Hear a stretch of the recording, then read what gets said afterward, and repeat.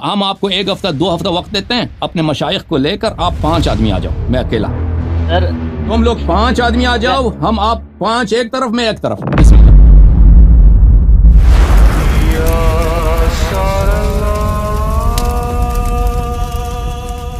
گزارش کی تھی آپ کے ماڈریٹر سے کہ کچھ چیزیں ہیں جو میں آپ کی گوشت گزار کرنا چاہ رہا ہوں، کیونکہ میرا ارادہ یہ تھا کہ کچھ چیزیں میں آپ کا موقف کلیئرلی لے لوں and then I will try my level best to explain کہ آپ کے جو ایلیگیشنز ہیں، جو چیزیں ہیں، میں اسے ریبٹل کر سکوں۔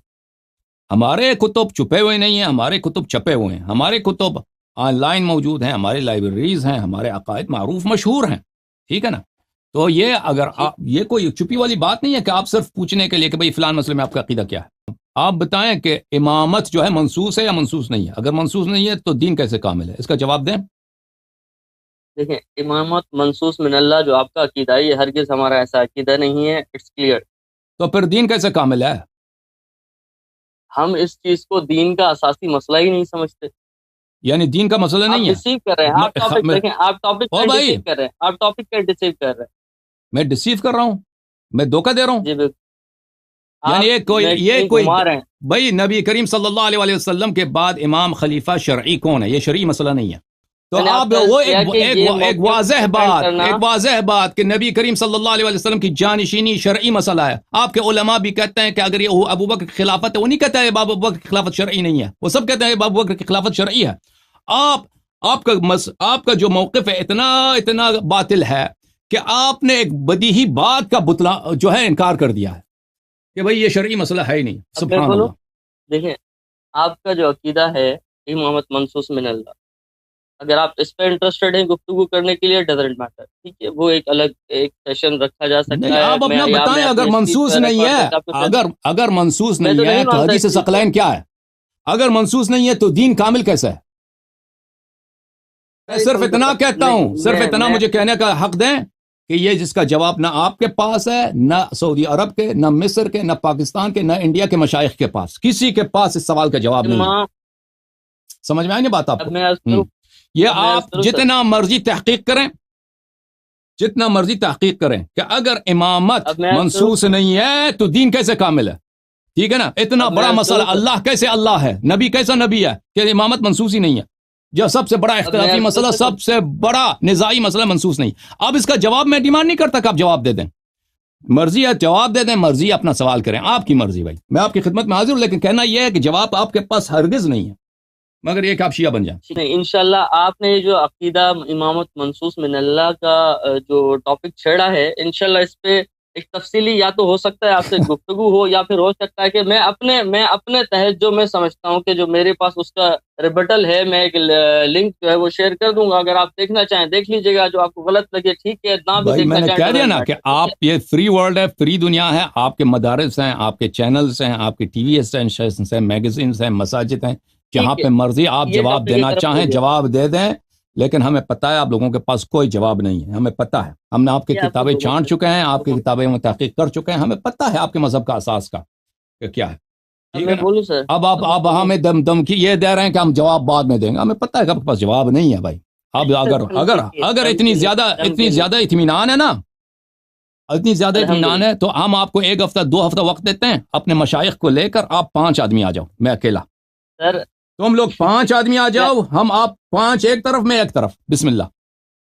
اچھا، سب سے پہلے قرآن کے بارے میں آپ نے ایک بات کہی کہ قرآن مجید اللہ سبحانہ وتعالی کی کتاب ہے، اور آپ کو اس چیز کو مانتے ہیں، آپ اس میں تحریف کے قائل ہیں، کمی کے قائل ہیں، لیکن زیادتی کے قائل نہیں ہیں، کیا میں صحیح سمجھا ہوں آپ کی بات کو؟ بس جس دن آپ ابو بکر عمر کے دیکھیں، آپ سب سے پہلے اپنا موقف بیان کریں، ابو بکر عمر کا آپ مجھے موقف بتائیں، عائشہ کا موقف بتائیں، پھر میرا موقف وہی ہے جو عمر کا ہے، جو عائشہ کا ہے، ٹھیک ہے نا؟ میرا موقف وہی ہے جو بخاری کا ہے، جو مسلم کا ہے، بخاری میں وہی میرا موقف ہے قرآن مجید کے تحریف یا عدم تحریف سے، بس وہ تحقیق کر لو تمہیں پتہ چل جائے گا۔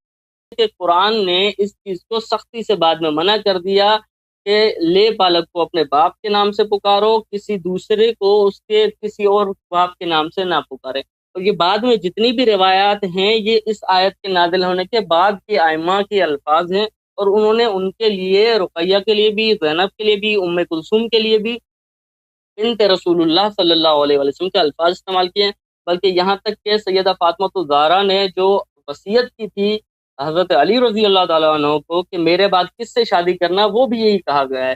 اور یہاں تک کہ اگر الاستبصار ہے یا تہذیب الاحکام ہے یا شاید دونوں میں ہے، یہ بھی وہاں پر بھی جو دعا ہے اس میں بھی یہ کہا گیا ہے کہ بنت رسول اللہ، جو زینب ہے یا ام کلثوم ہے یا جو ہے وہ رقیہ ہیں، ان کے نام کے ساتھ بنت رسول اللہ لکھا ہوا ہے۔ عربی زبان میں بنت کا جو لفظ ہے یہ ربائب کے لیے استعمال ہوتا ہے کہ لوگ ایک ایسے شخص کو جو آپ کا بیٹا نہیں ہے، اس کو لوگ آپ کا بیٹا کہتے ہیں عربی زبان میں، مسامحتاً اس کو بیٹا کہا جاتا ہے، بیٹی کہی جاتی ہے، ٹھیک ہے نا۔ وہ نبی کریم صلی اللہ علیہ وسلم کے لیے جو آیت نازل ہوئی ہے وہ یہ ہے، وَمَا كَانَ مُحَمَّدٌ أَبَا أَحَدٍ مِّن رِجَالِكُمْ، مردوں میں سے کسی کا باپ نہیں ہے، ٹھیک ہے نا، مردوں میں سے کسی کا باپ نہیں ہے، ٹھیک ہے نا۔ تو اگر کوئی ربیبہ ہے ان کا، اگر ربیبہ کو بنت کہا جائے بالتسامح، تو اس میں مثلا قرآن مجید میں ہے، قرآن حمید میں ہے کہ حضرت لوط علیہ السلام کے قوم کو جب آئے تھے ان کے پاس بدفعلی کے لیے، حملے کے لیے، تو کہا تھا ہن بناتی ہن اطہر لکم، یہ میرے بنات ہیں، آپ کے لیے پاکیزہ ہیں، بنات کے ساتھ نکاح کر لو۔ تو یہ بنات جو ہیں، بیٹیاں جو ہیں، یہ ان کی اپنی بیٹیاں نہیں تھیں، یہ مفسرین کے اقوال آپ دیکھ لیجئے، کیونکہ وہ اپنے قوم کے بزرگ ہیں، نبی جو ہیں لوط علیہ السلام، تو وہ ان کی قوم کی جو بیٹیاں ہیں وہ ان کی بیٹی کی طرح ہے، تو اس لیے ان کو بنات کہا گیا ہے۔ تو اس کے لیے قرآن سے بھی شواہد ہے۔ بہرحال ابھی انشاءاللہ تبارک و تعالی میں نے کہہ دیا کہ وہ بھی علماء نے جنہوں نے کہا کہ نبی کریم صلی اللہ علیہ وسلم کی بیٹیاں نہیں، ان کے پاس دلائل ہیں، کیونکہ ان کے پاس روایات ہیں۔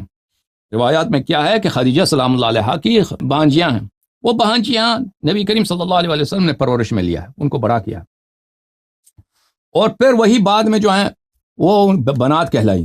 اور اس کے علاوہ ان کے پاس بھی دلائل ہیں کہ نبی کریم صلی اللہ علیہ وسلم جس طرح جنگوں میں جاتے تھے، واپس آتے تھے تو زہرا سلام اللہ علیہا سے ملتے تھے اور فوراً ان کے پاس جاتے تھے، یعنی آخری فرد جن سے خدا حافظی کرتے تھے وہ زہرا سلام اللہ علیہا، اور پہلا فرد جن سے ملنے آتے تھے زہرا سلام اللہ علیہا، اور عزت کرتے تھے اور صلہ رحم کرتے تھے۔ اس طرح ان کی دوسری بیٹیوں کے متعلق نہیں ہے۔ اگر وہ بیٹیاں ہوتی تو کیوں نبی کریم صلی اللہ علیہ وسلم، صلہ رحم تو واجب ہے، تو کیوں اس طرح نہیں کرتے تھے؟ ان کی سیرہ میں ایسا نہیں ہے، کیوں ہمیں نظر نہیں آتا کہ ان کی بھی عزت کریں، ان سے بھی ملنے چاہیں، ان کے سے بھی پیار کریں؟ اس طرح کوئی حدیث ہی نہیں ہے، کچھ بھی نہیں ہے، ٹھیک ہے نا۔ تو ان کے پاس بھی دلائل ہیں۔ اب ان سب دلائل کو بعد میں دیکھنا ہوگا۔ صرف لفظ بنت کا اطلاق وہ قرآن میں بھی ثابت ہے کہ غیر صلبی بنت کے لیے بھی لفظ بنت کا اطلاق ہوا ہے، بیٹی کا لفظ، ٹھیک ہے نا۔ تو آپ جن باتوں کو دلیل لے کے آ رہے ہیں وہ ٹھیک ہے، وہ دلیل ہیں، لیکن وہ اس طرح مستحکم دلیل نہیں ہے جس کی تعویل نہ ہو سکے۔ لیکن یہ کوئی اتنا کلیدی اساسی مسئلہ نہیں ہے، کیونکہ ہمارا عقیدہ یہ نہیں ہے کہ نبی کریم صلی اللہ علیہ وسلم نے اپنی بیٹیوں کی شادی کرائی ہے، ٹھیک ہے نا۔ اگر شادی کرائی بھی ہوتی نا، خود پیغمبر نے کرا، آپ لوگوں کا تو عقیدہ ہے کہ وہ دنیائی مسائل میں معصوم ہے ہی نہیں، دنیائی مسائل میں معصوم نہیں ہے۔ بیٹی کا شادی کسی سے کرانا یہ کوئی دینی مسئلہ تھوڑی ہے، یہ دنیائی مسئلہ ہے، اور کسی حدیث میں بھی نہیں ہے کہ انہوں نے خود شادی کرائی ہے عثمان سے، ٹھیک ہے۔ اگر کرائی بھی ہوتی وہ تو اس مسئلے میں آپ کے نزدیک معصوم بھی نہیں، آپ کے لیے کوئی حجت ہی نہیں ہے اس معاملے میں، ختم بات۔ بسم اللہ۔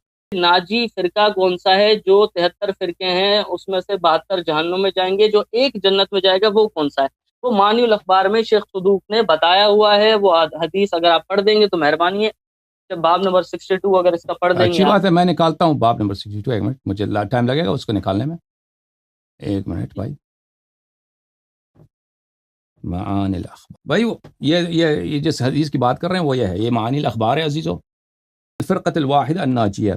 اچھا، یہ عبداللہ ابن عمر کی حدیث ہے بھائی، ہمارے اصول کی حدیث نہیں ہے، ہماری حدیث کی۔ عبداللہ ابن یزید عن عبداللہ ابن عمر، عبد الرحمن ابن محمد المحاربی حدثنا الافریقی حدثنا اسحاق ابن اسرائیل، ابی اسحاق۔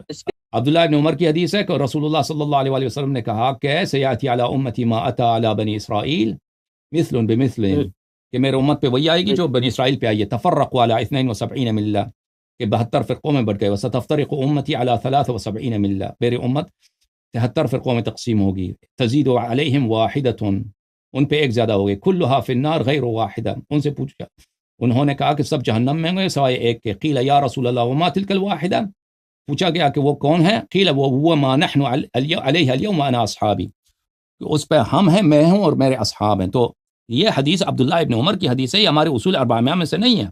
شیخ صدوق رحمہ اللہ، شیخ طوسی رحمہ اللہ، اسی طرح کلینی، ان کے پاس اجازات تھے مخالفین کے احادیث، ان کے کتب میں نادراً ایسے احادیث آتے ہیں مختلف مخالفین کے کتب سے، اور وہ اصول اربعہ میں سے نہیں ہے، یہ مخالفین کی حدیث ہے، انہوں نے لکھا ہے۔ اس کے علاوہ ہمارے پاس حدیث ہے کہ پھر رسول اللہ صلی اللہ علیہ وسلم سے حدیث ہے کہ اصحاب سے مراد میرے اہل بیت ہیں، کہ اصحاب سے مراد میرے اہل بیت، یہ بھی مانی الاخبار میں، اور اصحاب النجوم بھی مانی الاخبار میں، اصحاب النجوم بھی مانی الاخبار میں، اصحاب سے مراد اہل بیت ہیں، اصحاب کو اہل بیت کہا گیا، ایسے ہی ہے، ایسے ہی ہے۔